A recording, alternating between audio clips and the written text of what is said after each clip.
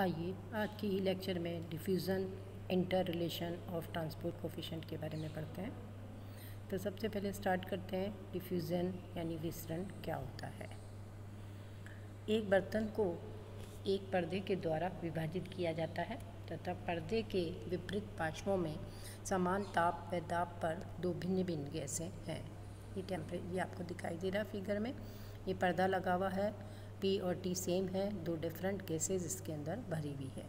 यदि पर्दे को हटा दें तो यथेष्ट प्रॉपर टाइम में व्यतीत होने पर यह संपूर्ण आयतन में दोनों गैसें समान रूप से वितरित हो जाएगी, जैसा कि मैंने चित्र में बताया है। यह परिघटना अनियमित आणविक गति के कारण होती है, इसे डिफ्यूज़न कहते हैं। अणुओं की कंसंट्रेशन ग्रेडियंट के कारण द्रव्य का अभिगमन होता है। स्वयं विसरण किसे कहते हैं? यदि निकाय में समस्त अणु समान होते हैं तो उनके मध्य इंटरैक्शन विसरण का कोई महत्व नहीं है, क्योंकि समान अणुओं की पहचान संभव नहीं है। यदि निकाय में एक तत्व के भिन्न भिन्न समस्थानिक हैं या ऐसे अणु हैं जिन्हें रेडियोएक्टिव कर दिया है, इस प्रकार के अणुओं को चिन्हित करना संभव है। इस प्रकार के विसरण को स्वयं विसरण कहा जाता है। स्वयं विसरण गुणांक ज्ञात करते हैं। एक पात्र में समान ताप और दाब पर कोई गैस स्थित है। इस गैस में चिह्नित और अचिह्नित अणुओं का मिश्रण है। इस गैस में z दिशा में चिह्नित अणुओं की कंसंट्रेशन समान नहीं है और कंसंट्रेशन ग्रेडियंट dN/dz है। z दिशा के लंबवत तलों में कंसंट्रेशन नियत रहती है। z दिशा के लंबवत कोई तल Q मान लीजिए जिनमें अणुओं की संख्या n है। तल Q से निकट P और R दो समानांतर तल लें तो Q तल से दूरी लैम्ब्डा मीन फ्री पाथ के तुल्य है। लैम्ब्डा दूरी पर ग्रेडियंट कांस्टेंट रहता है। ये चित्र देखिए, यहाँ पर हमने बताया AB प्लेन है, CD प्लेन है।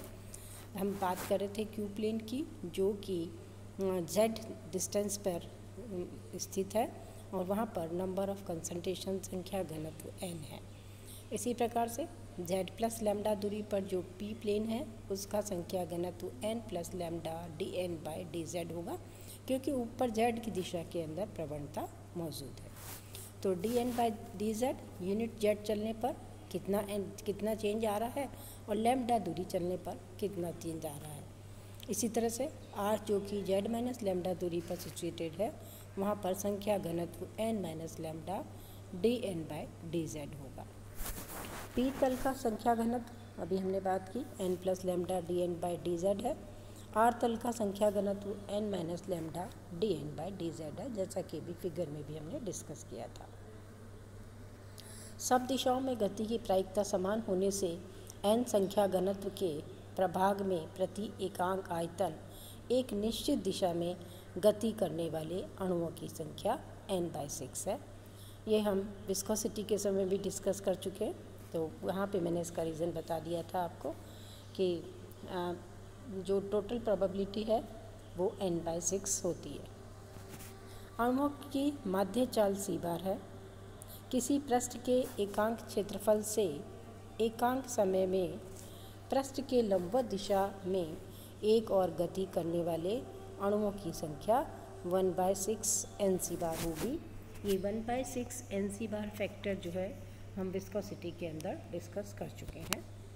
उपरोक्त तर्क अप्लाई करने पर एकांक क्षेत्रफल को प्रति एकांक समय में -z दिशा में पार करने वाले अणुओं की संख्या 1/6 n plus lambda dN/dz into c bar के बराबर है।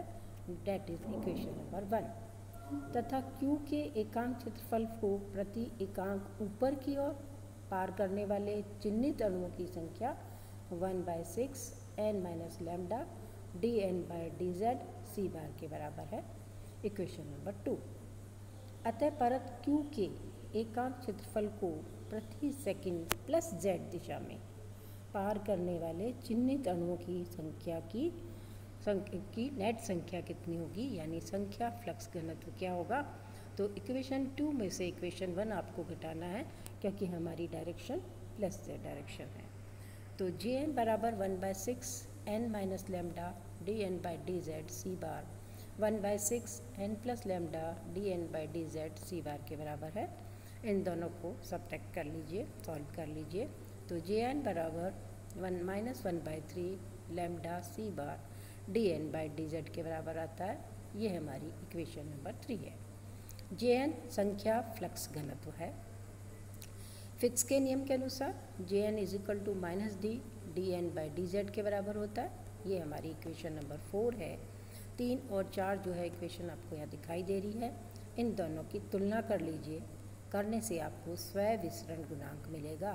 तो डी बराबर किसके है, 1/3 लैम्डा सी बार के। 1/3 लैम्डा सी बार हमारा स्वयं विसरण गुणांक है, जो हम इक्वेशन 5 से बता रहे हैं। मीन फ्री पाथ लैम्डा की वैल्यू आपको याद हो गई होगी, 1/√2 पाई डी स्क्वायर एन के बराबर है। सी बार √8 के टी बाई पाई एम के बराबर है। इन दोनों वैल्यू को इक्वेशन नंबर 5 में सब्स्टिट्यूट कर दीजिए। इक्वेशन 5 में सब्स्टिट्यूट करने पर डी बराबर 1/3√2 पाई डी स्क्वायर 1/n 8 के टी पाई एम की पावर हाफ आया। और सिंप्लीफाई करिए इसे, तो डी बराबर 2/3 pi d square 1/रो small m के टी अपॉन पाई की पावर हाफ आ रहा है। यहाँ हमने यूज़ किया है रो m इंटू एन के बराबर है, और बाकी सारी टर्म को सिंप्लीफाई किया गया, तो ये आपका रिजल्ट आता है। क्या देखा हमने, d बराबर 2/3 पाई डी स्क्वायर n 1/रो, ये n एवोगेड्रो नंबर है जिससे हमने डिवाइड और मल्टीप्लाई किया है। तो ये एवोगेड्रो नंबर n अंदर भी ब्रैकेट में भी जाएगा, तो n स्क्वायर होकर जाएगा। तो इसके अंदर एक n हम स्मॉल m के साथ काम में लेंगे, एक n हम k के साथ में काम में लेंगे, तो ये इसे कैपिटल M और R बना देगा। तो d बराबर 2/3 पाई डी स्क्वायर n 1/रो capital M RT divided by pi की पावर हाफ एक्सप्रेशन दिखाई दे रहा है आपके पास। तो आपने क्या देखा, डिफ्यूज़न कोफिशिएंट जो है सेल्फ डिफ्यूज़न कोफिशिएंट t की पावर हाफ के हिसाब से वेरी करता है, और रो के हिसाब से इन्वर्सली वेरी करता है। लेकिन चूंकि रो t इन्वर्स के हिसाब से वेरी करता है, इसीलिए d t की पावर 3/2 के हिसाब से चेंज होता है। ये बहुत इंपॉर्टेंट रिलेशन है, इसे याद रखिए। यहाँ पर टेम्परेचर की पावर 3/2 आती है। Inter relation of transport coefficient की बात करते हैं। अभी हमने 3 प्रकार के ट्रांसपोर्ट कोफिशिएंट निकाले, श्यानता के लिए, चालन के लिए और विसरण के लिए, ऊष्मा चालन के लिए। आणविक आधार पर श्यानता, ऊष्मा चालन और विसरण गुणांकों के मान ये हैं। हम फॉर्मूले निकाल चुके हैं, उसे हमने लिखा है नीटा बराबर 1/3 rho c bar lambda which is equation number 1। के बराबर थर्मल कोफिशिएंट है, ये 1/3 रो सी वी लैम्डा के बराबर इक्वेशन नंबर 2।